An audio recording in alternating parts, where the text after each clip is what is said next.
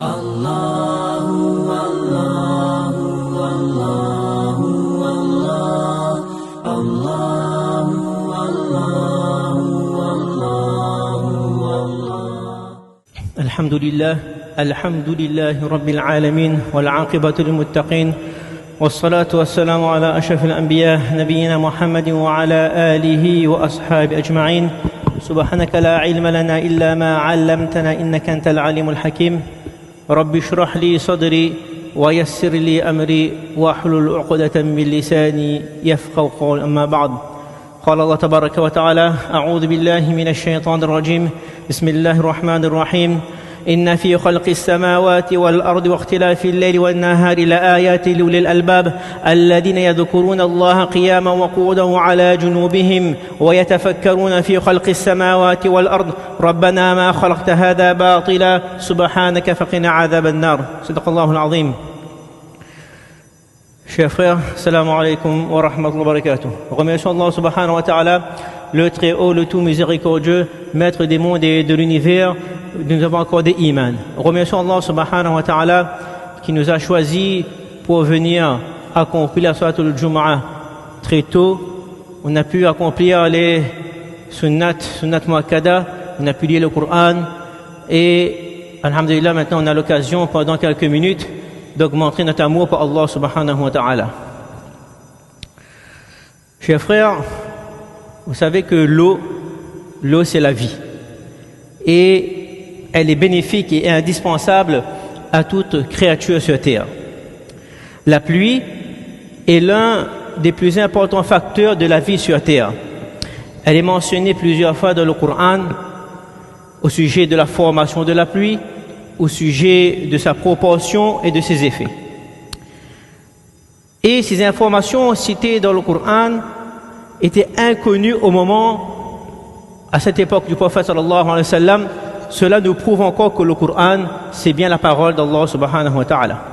Maintenant, examinons l'information fournie par le Coran au sujet de la pluie. Dans le 11e verset de la sourate Az-Zukhruf, la pluie est définie comme l'eau envoyée dans une mesure définie. Allah subhanahu wa ta'ala nous dit وَالَّذِي نَزَّلَ مِنَ السَّمَاءِ مَاءً بِقَدَرٍ فَأَنشَرْنَا بِهِ بَلْدَةً مَيْتًا كَذَلِكَ تُخْرَجُونَ. Celui qui a fait descendre l'eau du ciel avec mesure et avec laquelle nous ranimons une cité morte, aride, c'est-à-dire la terre. Cette mesure mentionnée dans ce verset fait appel à certaines caractéristiques de la pluie. Tout d'abord, il faut savoir que la quantité de pluie qui tombe chaque jour sur terre est identique. Les scientifiques, ils estiment que chaque seconde, il y a 16 millions de tonnes d'eau qui s'évaporent. Et ce nombre est égal à la quantité d'eau qui tombe sur terre en une seconde. Subhanallah.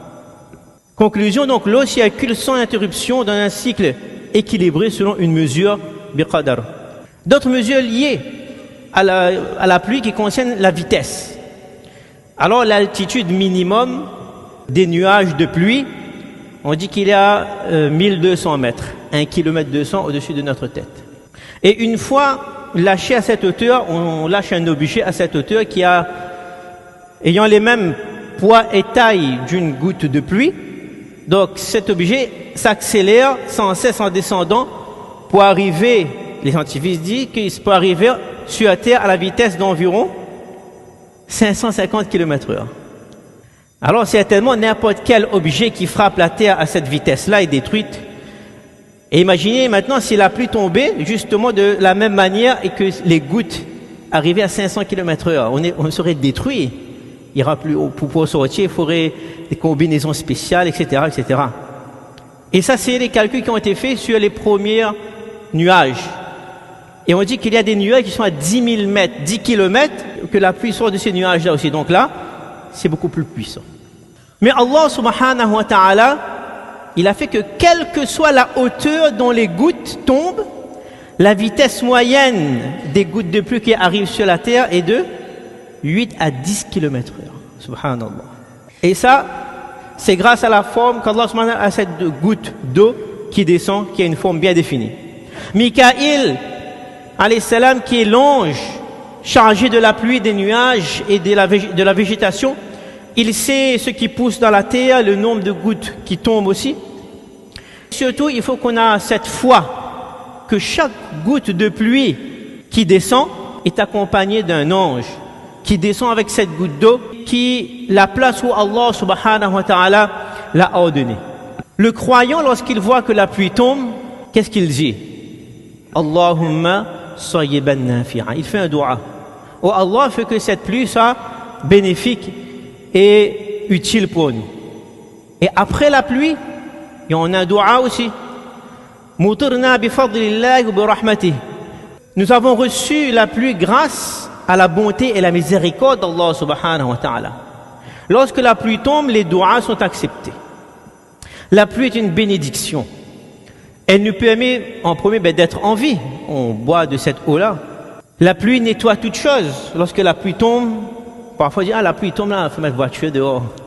Il lave la voiture, bien, il lave la toiture, il lave la végétation. Il nourrit aussi. Elle est source de vie, donc elle constitue un des meilleurs engrais pour nos plantes. Elle arrose tous les végétaux. La pluie rafraîchit aussi l'air. Elle permet aussi la terre à se désaltérer et aussi à enrichir les cultures par les nappes phréatiques. La pluie offre aussi un festival de couleurs et d'odeurs. Il y a l'arc-en-ciel et aussi la végétation change de couleur. Elle vient être verdoyante, qui est agréable à voir aussi. Il y a une odeur aussi avant que la pluie tombe. Il y a une odeur aussi après la pluie, c'est agréable. Parfois, ce mélange de terre et d'eau, ça a une odeur agréable. Mais malheureusement, lorsque ceux qui ont passé par la route Tamarin voient que la végétation est sec, désertique, n'est pas comme au début d'année verdoyante. Avec la pluie, le temps s'arrête. Parce que lorsqu'il pleut, on prend le temps de vivre. Déjà, quand la pluie tombe, on est dans la rue, on s'arrête, on s'abrite. On s'arrête un instant. Parfois, lorsqu'on est à la maison, on entend la pluie. Donc, ceux qui ont la tôle, on dit, la pluie tombe, le bruit de la pluie sur la tôle aussi est agréable à entendre. Et parfois, lorsqu'on est dans la rue comme ça, on dit, bon là, la pluie tombe, fait un peu froid, donc on va se poser on va boire un café, un chocolat chaud. Donc on prend du temps. Et enfin, la pluie est bon pour nous, le doigt est accepté, etc. Mais malheureusement, depuis quelques mois, nous sommes privés de tout cela, de tous ces bienfaits-là, car la pluie ne tombe plus. Ça fait combien, 3 ou 4 mois qu'il ne tombe pas comme il le faut. Abdullah ibn Umar radiyallahu anhuma, il dit en ce sens que le prophète sallallahu alayhi wa sallam est venu vers nous et il nous a dit: ô les muhajiroun, je me réfugie auprès d'Allah que vous soyez atteints de 5 péchés. Et parmi ces 5 péchés, le prophète il cite que la débauche ne se vulgarise dans aucun peuple sans que la peste et les maux méconnus par leurs ancêtres ne se répandent parmi eux.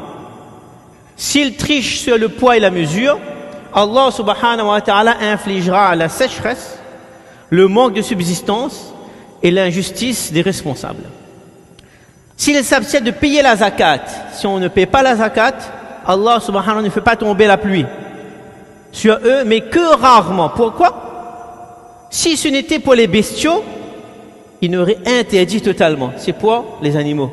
Chers frères, donc les péchés sont les causes de beaucoup de maladies, de pandémies, de famines, de sécheresse, de tyrannie, de discorde dans la communauté. Le Mufassir Mujahid, il dit en ce sens, les animaux maudissent ceux qui commettent les péchés parmi les fils de Adam lorsqu'une année difficile, une année de sécheresse. Et qu'est-ce qu'ils disent? Ceci est à cause des péchés des Bani Adam. Allah subhanahu wa ta'ala, il fait tomber la pluie à ce moment-là qu'on fait beaucoup de péchés, pas pour nous, pour ces animaux qui à ce moment les meilleurs que nous, parce que la pluie tombe pour eux et nous non. Un pieux prédécesseur, il disait, lorsque je désobéis à Allah subhanahu wa ta'ala, comment je connais? Il y a un comportement dans ma famille et sur ma monture qui change. Alors pour illustrer ceci, donc il y a une personne, il raconte son histoire en disant, alhamdulillah, Allah subhanahu wa ta'ala lui avait accordé beaucoup de bienfaits, il avait une famille, une femme, des enfants, une maison, un travail. Mais le souci au travail, il est souvent attiré par le péché. Donc il se retenait, etc. Et à un moment donné, il est tombé dans le péché. Du coup, il est rentré plus tard chez lui d'une heure de temps. Lorsque il était en train de commettre le péché, son téléphone a sonné, c'était son épouse. Donc il n'a pas répondu. Après une heure de temps, lorsqu'il va rentrer chez lui, il y a 10 appels de son épouse. Dis-moi, de toute façon, il va dire que m'était au travail ou bien va chercher une excuse. En arrivant chez lui, il voit qu'il y a l'ambulance, il voit qu'il y a beaucoup de personnes. Et là, sa femme sort en disant que où sont, mais téléphone, ou répond pas. Elle a dit non, mais t'es au travail, mais où arrive pas à l'heure, mais téléphone en urgence. Qu'est-ce qui t'est arrivé? Ben notre petite fille s'est brûlée. Un malheur est arrivé. Et là, cette personne dit que ben ça c'est le péché que j'ai fait là. J'étais en train de faire le péché ici et c'est répercuté sur ma famille. Comme le hadith qu'on a cité ci-dessus, parmi les causes qu'Allah subhanahu wa ta'ala ne fait pas descendre la pluie, qui est si vitale pour nous, on banalise le péché. On rend quelque chose qui est haram, on le rend halal. De toute façon, tout le monde y fait, il faut changer, ça c'est arriéré, etc., etc. On banalise le péché. Ou bien on va tricher dans les transactions, on va travailler avec le haram, etc. Et enfin, on ne tire pas la zakat. Et si tu as zakat, l'argent diminue, etc., etc., on ne tire pas la zakat. Donc si on fait ça, ben Allah subhanahu wa ta'ala va retenir la pluie. Et si la pluie ne tombe pas, c'est tout l'écosystème qui souffre.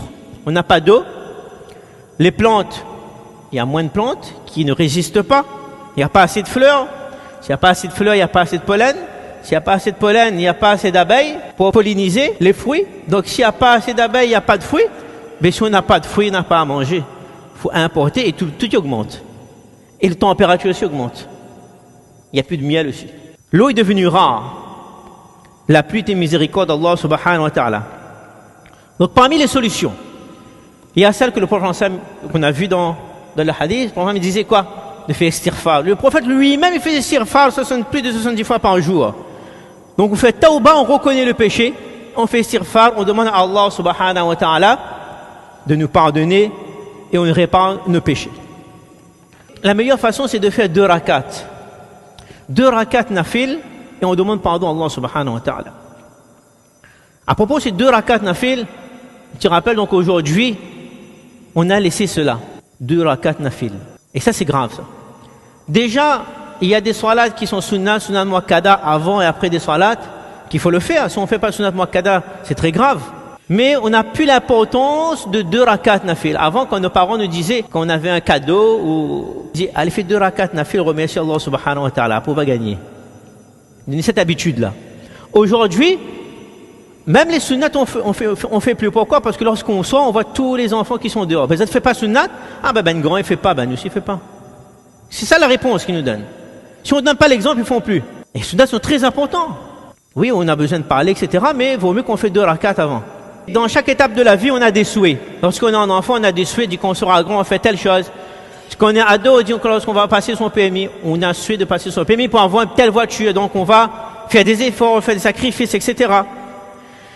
Parfois, on peut exercer nos souhaits, parfois on ne fait pas, parfois on dit à telle personne. Quand on avance dans l'âge comme ça, parfois on dit qu'avant de mourir, on aimerait faire ça, on a des souhaits comme ça. Et imaginez un instant, quelqu'un qui nous a dit qu'il aimerait faire quelque chose, ben il décède. Et Allah subhanahu wa ta'ala lui fait qu'il lui donne 1 minute pour revenir dans ce monde pour nous dire des choses. Alors si cette personne revient vers nous, qu'est-ce qu'on va dire? Nous on va penser que ben là il va revenir, il avait beaucoup de souhaits avant qu'il n'a pas pu réaliser, peut-être il va réaliser ces souhaits-là, ou bien il va demander qu'est-ce qu'on a fait avec mon argent, ou bien l'héritage que j'ai laissé pour vous, qu'est-ce qu'on a fait, mes enfants, comment ils vont.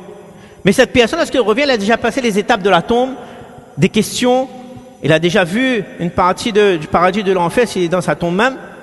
Alors cette personne, lorsqu'il revient, qu'est-ce qu'il va nous dire? Il va nous dire qu'il aimerait quoi? Qu'il aimerait faire une bonne action. Pourquoi? Parce que dans le Coran, Allah subhanahu wa ta'ala, qu'est-ce qu'il nous dit? Dans la sourate Al-Munafiqun, verset 10, Laoula akhartani ila ajalin qarib, en parlant de la sadaqa, wa anfiqu mimma razaqnakum min qabli an ya'ti ahadukum al-maut fayaqula rabbi laoula akhartani ila ajalin qarib. Au moment de mourir, une personne va dire à l'ange de la mort, à Allah subhanahu wa ta'ala, akhartani ila ajalin qarib, donne-moi encore quelques minutes, m'a besoin de faire quelque chose, m'a besoin de faire la sadaqa, fa as-sadaqa. Vous l'avez 60 ans, on l'avait 70 ans, on n'a pas fait. On préfère la sadaqa. En sortant de la masjid, vous l'avez vu que il y a le Jumu'ah, c'est marqué collecte, ou bien il y a tel appel de telle association pour faire une sadaqa, ou bien une telle personne demande la sadaqa, on dit bon plus tard, on va faire, au moment de mourir, on va dire quoi? Attends, on va faire sadaqa, on a fait un petit transfert. Trop tard maintenant. Trop tard. Je ferai l'aumône et serai parmi les gens bien, mais ce serait trop tard.